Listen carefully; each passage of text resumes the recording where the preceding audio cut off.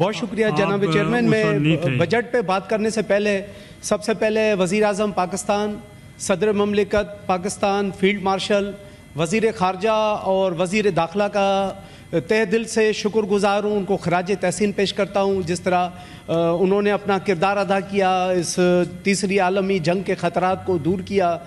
میں ان کا تہ دل سے شکر گزار ہوں، پوری دنیا ان کے شکر گزار ہے.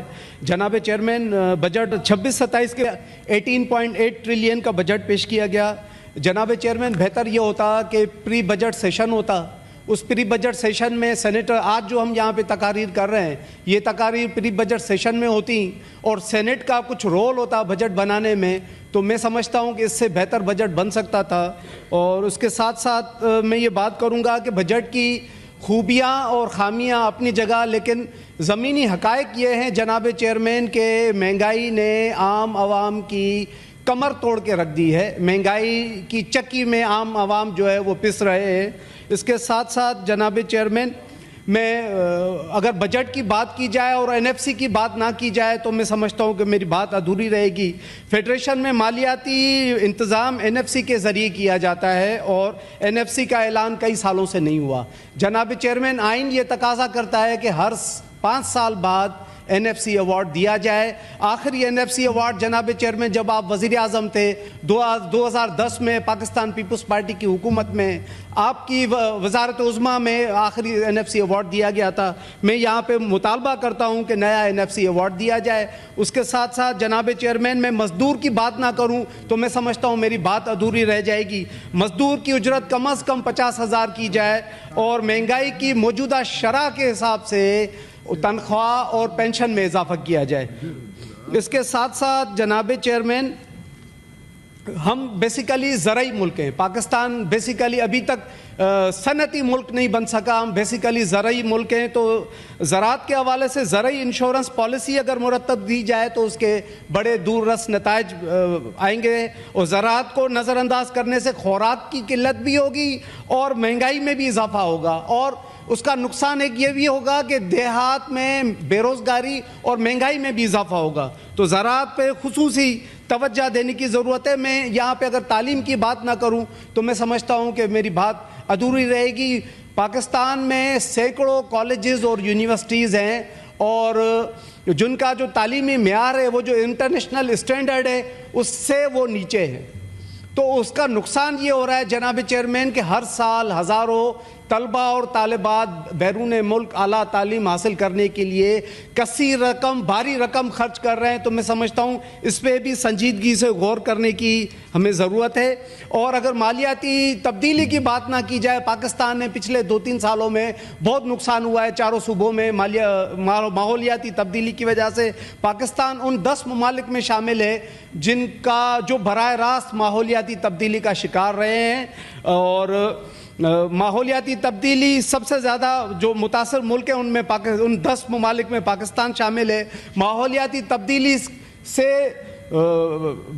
طوفانی بارشیں، سیلاب، ہیٹ ویو، گلیشیئرز کا تیزی سے پگھلنا، پاکستان ان تمام خطرات کا سامنا کر رہا ہے. تو میں سمجھتا ہوں کہ حکومت کو چاہیے کہ ماحول دوست پالیسیز بنائیں اور کاربن کا استعمال کم سے کم کریں، پلاسٹک کا استعمال کم سے کم ہو اور زیادہ سے زیادہ درخت لگائے جائیں. جناب چیئرمین، ہم سب کو یہ سمجھنا ہوگا کہ یہ دھرتی ہماری ماں ہے اور اس ماں کی حفاظت ہم سب، ہر انسان کا فرض ہے.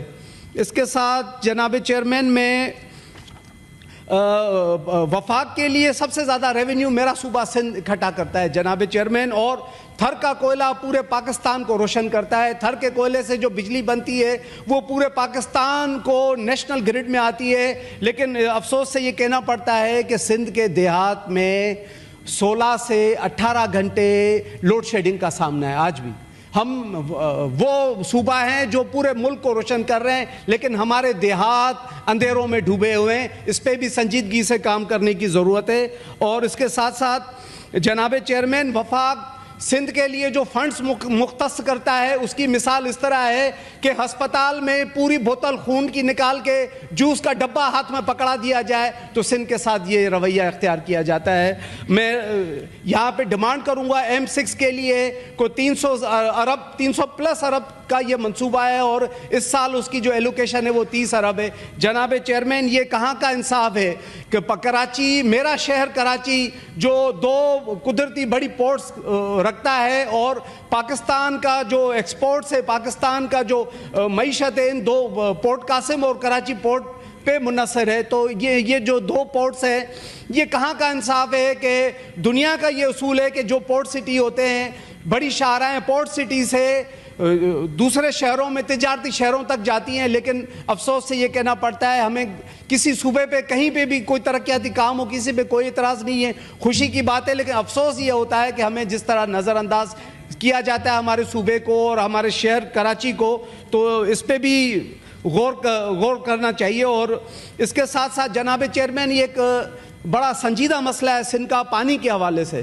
پانی کے حوالے سے جو سندھ کے کسان، سندھ کے کاشتکار جو پانی کی کمی کا سامنا کر رہے ہیں، اس کا نہ صرف جو معاشی قتل ہے بلکہ اس کا جو زرعی نقصان ہے، اس کے ساتھ ساتھ جناب چیئرمین میں اس ایوان کی توجہ اس سے کہیں زیادہ اہم مسئلے پہ دلانا چاہتا ہوں۔ جناب چیئرمین، سندھ میں اس وقت 3 اضلاع ہیں جو سی انٹروژن کا شکار ہیں، جس میں ٹھٹا، بدین، سجاول ہے۔ جناب چیئرمین، سی انٹروژن کی وجہ سے ضلع سجاول کی 4 لاکھ ایکڑ زرعی زرخیز زمین سمندر برد ہو چکی ہے اب تک۔ شاہ بندر کی 5,18,000 ایکڑ زمین سمندر برد ہو چکی ہے۔ جاتی کی 4,05,000 زرعی زرخیز زمین سمندر برد ہو چکی ہے۔ اس کے ساتھ ساتھ جناب چیئرمین، ضلع ٹھٹا کی 1,70,000 زرعی زرخیز زمین سمندر برد ہو چکی ہے۔ مختلف مطالعات، جو مختلف ریسرچ ہیں، مختلف اسٹڈیز ہیں، ان کے مطابق تقریباً 3.5 ملین ایکڑ زمین یعنی 35 لاکھ زرعی زرخیز زمین سندھ کی سمندر برد ہو چکی ہے۔ جناب چیئرمین، یہ بڑا سنجیدہ مسئلہ ہے، اس پہ وفاقی حکومت کو، اس پہ کنسرن منسٹری کو اس پہ غور کرنا چاہیے، اس پہ سنجیدگی سے کام کرنا چاہیے۔ جناب چیئرمین، اللہ رب العزت نے اس مملکت خداداد مملکت اس پاکستان کو ہر طرح کی نعمتوں سے نوازا ہے۔ جناب چیئرمین، اس مملکت پاکستان میں 4 موسم ہیں، ایک طویل سمندری پٹی ہے، دنیا کے بلند ترین پہاڑ ہیں اور زرخیز زرعی زمین ہے، بہترین دریائی نظام ہے، ریگستان ہے، ذائقے دار پھل ہیں، ہمارا آم دنیا کا بہترین آم ہے، ہمارا کینو دنیا کا بہترین کینو ہے، ہمارا امرود دنیا کا بہترین امرود ہے، ہمارا سیب، ہمارے آڑو دنیا کے بہترین پھلوں میں اس کا شمار ہوتا ہے۔ جناب چیئرمین، ہمارے جو ایکسپورٹس ہم جو چیزوں کو کرتے ہیں اس میں لیدر پروڈکٹس ہیں، ٹاول ہے، ٹیکسٹائل انڈسٹری ہے، اس سب چیزوں سے بڑھ کر جو ہمارا اثاثہ ہے باصلاحیت نوجوان۔ جناب چیئرمین، پھر کیا وجہ ہے کہ ہم آج تک IMF کے اس سودی نظام میں کیوں جکڑے ہوئے ہیں؟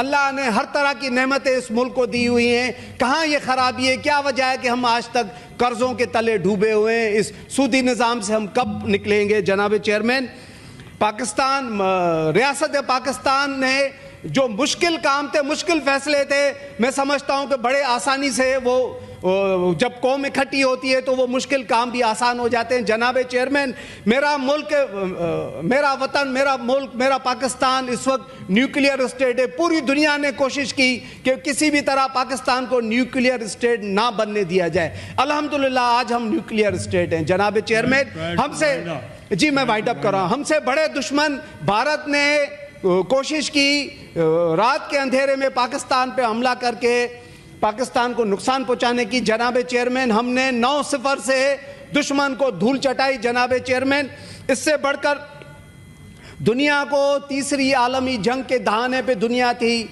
پاکستان نے بہترین سفارت کاری کر کے دنیا کو تیسری عالمی جنگ سے بچایا اور امن کا تحفہ دیا۔ جناب چیئرمین، پھر کیا وجہ ہے کیوں ہم جب مشکل کام اتنے آسان کر سکتے ہیں؟ جناب چیئرمین، میں وائنڈ اپ کر رہا ہوں، جب مشکل کام ہم آسانی سے زیادہ نہیں دوں گا۔ جی جناب چیئرمین، میں وائنڈ اپ کر رہا ہوں، جب مشکل کام آسانی سے کر سکتے ہیں تو ہم اس ملک کے لیے اکٹھے کیوں نہیں بیٹھ سکتے؟ اس ملک کے پاکستان کے لیے تمام سیاسی جماعتیں دونوں ایوانوں میں، چاہے وہ سیاسی جماعتیں ہوں چاہے وہ مذہبی جماعتیں ہوں، ہم کیوں اکٹھے نہیں بیٹھ سکتے؟ ہم کیوں پاکستان کے مستقبل والی نسلوں کے لیے اکٹھے نہیں بیٹھ سکتے؟ سینیٹر ہم کیوں روبینہ پاکستان کو معاشی بمت سے نکالنے کے لیے اکٹھے نہیں بیٹھ سکتے؟ ہم کیوں پاکستان کو دہشت گردی سے نکالنے کے لیے اکٹھے نہیں بیٹھ سکتے؟ ہم کیوں پاکستان کو آنے والی نسلوں کے لیے بہتر پاکستان دینے کے لیے اکٹھے نہیں بیٹھ سکتے؟ جناب چیئرمین، ہمیں اکٹھے بیٹھنا ہوگا۔ جناب چیئرمین، اب تک اس ملک پاکستان کا جتنا نقصان ہوا ہے، لیکن میں سمجھتا ہوں دشمن ہماری I give the floor to Rubina Khan.